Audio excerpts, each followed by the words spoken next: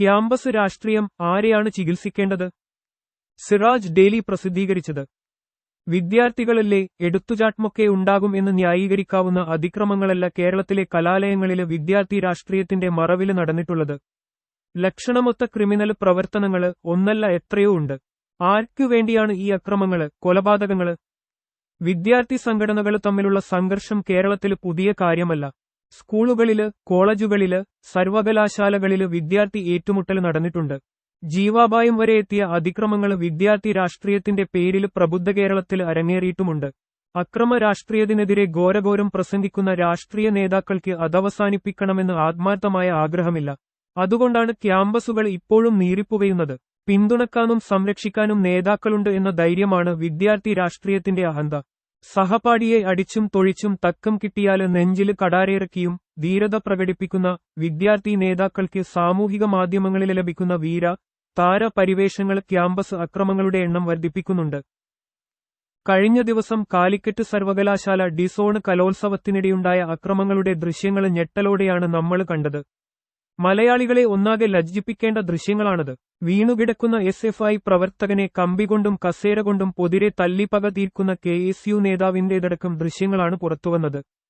KSUക്കാരെയുമായി ഹോസ്പിറ്റലിലേക്ക് പുറപ്പെട്ട ആംബുലൻസ് തടഞ്ഞു നിർത്തി SFIക്കാർ ആക്രമിക്കുന്ന വീഡിയോയും പ്രചരിക്കുന്നുണ്ട്. ആംബുലൻസിനുള്ളിൽ ചിരിച്ചുകൊണ്ട് സെൽഫി എടുക്കുന്ന KSU പ്രവർത്തകരാണ് ഈ സംഭവ പരമ്പരയിലെ ഏറ്റവും കൊടിയ അശ്ലീലം.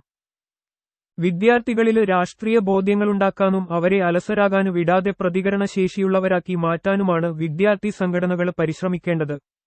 വലിയ നേതാവായി വളരാനുള്ള കയ്യാങ്കളികളുടെ പരിശീലന കാലമായി വിദ്യാർത്ഥി രാഷ്ട്രീയത്തെ കാണുന്ന കുട്ടിനേതാക്കളാണ് ക്യാമ്പസുകളെ കലാപഭൂമിയാക്കുന്നത്.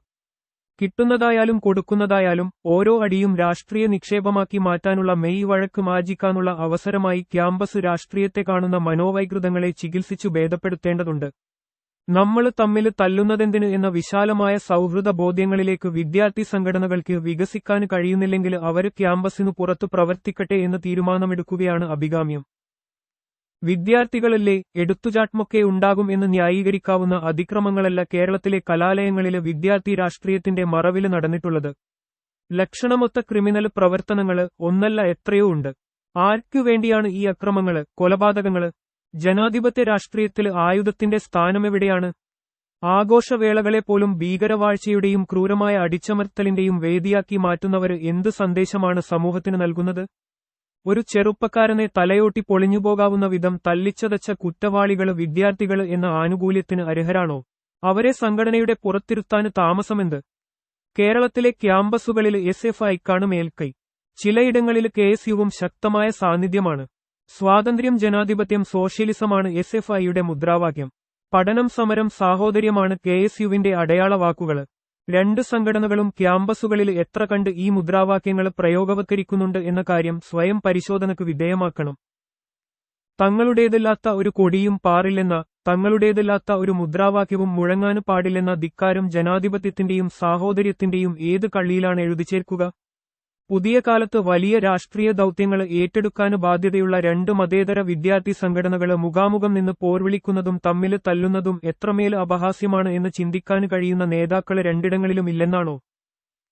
രാഷ്ട്രീയം മനുഷ്യോമുഖമാകണം. അതിന് സൗഹൃദത്തിന്റെയും സ്നേഹത്തിന്റെയും നനവുണ്ടാകണം. ഉള്ളുപിടയുന്നവരുടെയും നൊന്തുകേഴുന്നവരുടെയും ആശ്രയമാകണം രാഷ്ട്രീയ സംഘാടനങ്ങള്. ആളുകളെ ചേത്തുപിടിക്കാനാണ് കൂട്ടായ്മകള്. മനുഷ്യജീവിതത്തിലെ ഏറ്റവും മനോഹര കാലമാണ് വിദ്യാർത്ഥിത്വം. അവിടെ രാഷ്ട്രീയ പ്രവർത്തനമാകാം, സംവാദങ്ങളാകാം.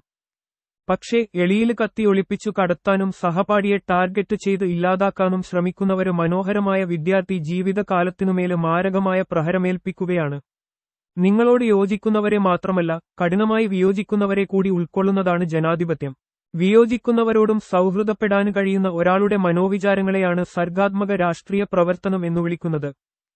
കേരളത്തിലെ ക്യാമ്പസുകളെ കുരുതിക്കളമാക്കാന് വിട്ടുകൊടുക്കരുത്. അതിന് ഒത്താശ ചെയ്യുന്ന രാഷ്ട്രീയ നേതൃത്വത്തെ കൂടി വിചാരണ ചെയ്യണം. മാതൃരാഷ്ട്രീയത്തിലെ ഗോഡ്ഫാദർമാരുടെ ചെലവില് തടിച്ചുകൊഴുക്കുന്ന അക്രമികള് വിദ്യാർത്ഥികള് എന്ന പരിഗണനയില് രക്ഷപ്പെട്ടുകൂടാ. അവരെ നിർദാക്ഷിണ്യം നിയമത്തിനു വിട്ടുകൊടുക്കുക തന്നെ വേണം.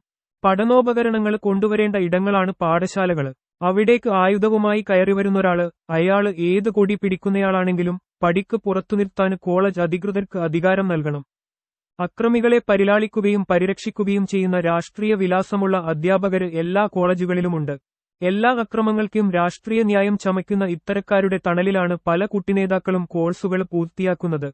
ആ തണല് മരങ്ങളെ കൂടി തുറന്നുകാണിച്ചുകൊണ്ടേ ഈ മേഖലയിലെ ശുദ്ധീകരണം സാധ്യമാകൂ.